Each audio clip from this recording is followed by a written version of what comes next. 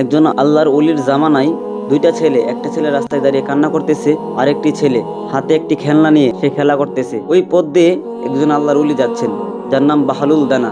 উনি যে ছেলেটা কান্না করতেছে, উনি ভাবলো ওই ছেলেটা ওই খেলনার জন্যই কান্না করতেছে। ওই ছেলেটাকে গিয়ে বলল, হে বৎস, তুমি কান্না করিও না, আমি তোমাকে একটা খেলনা কিনে দেব।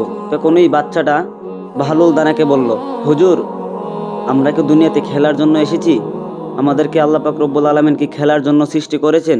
আল্লাহ পাক তো কুরআনুল কারিমে বলেছেন, ওমা খলাকতুল জিন্না ওয়াল ইনসা ইল্লা লিয়াবুদুন, আমি মানুষ এবং জিন সৃষ্টি করেছি শুধুমাত্র আমার ইবাদত করার জন্য। এই কথা শুনে এই বাহলুল দানা তিনি অবাক হয়ে গেলেন।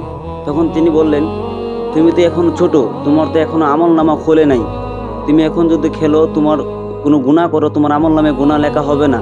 তখন এই ছেলেটা বাহলুল দানাকে বলল, হুজুর, আপনি শুনেন, আমি দেখেছি আমার আম্মা যখন সকালবেলা রান্না করে তখন আগে ছোট লাকড়ি দিয়ে চুলার আগুন ধরাই। আমার মনে হয় আল্লাহ রব্বুল আলামিন আমাকে দিয়ে আগে জাহান্নামের আগুন ধরাবে। এই কথা শুনে ওই আল্লাহর ওলি বাহলুল দানা তিনি সেখানে বেহুশ হয়ে পড়ে গেলেন।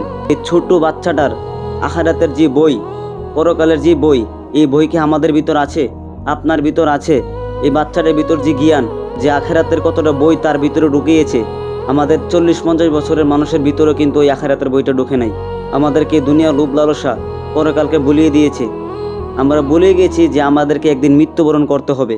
যদি আমরা এটা চিন্তা করতাম যে আমাদেরকে অবশ্যই একদিন মৃত্যুবরণ করতে হবে, কুল্লু নাফসিন যায়িকাতুল মাউত, তাহলে আমরা কখনো পাপ কাজে লিপ্ত হতাম না, কখনোই আমরা দুনিয়ার মায়ে পড়তাম না।